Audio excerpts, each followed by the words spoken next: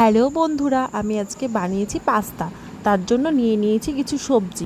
নিয়েছি বিট, গাজর, capsicum, beans, tomato, পেঁয়াজ আর দুটো ডিম। পাস্তাটা সেদ্ধ করে নিয়েছি, কড়াইয়ে তেল দিয়ে গরম করে নিয়েছি। এবার দিয়ে দিয়েছি পেঁয়াজটা ভাজা ভাজা করে নিয়েছি। এরপর সব সবজিগুলো দিয়ে দিয়েছি।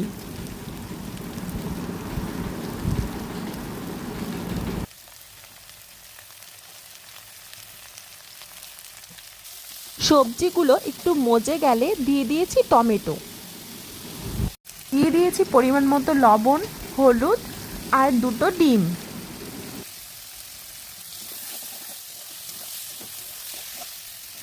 সব কিছু ভাজা ভাজা করে নিয়েছি। এরপর দিয়ে দিয়েছি টমেটো সস আর সেদ্ধ করে রাখা পাস্তাটা। সব কিছু মিশিয়ে দিয়ে দিয়েছি অল্প সয়া সস। তৈরি হয়ে গেছে আমার আজকের রেসিপি পাস্তা।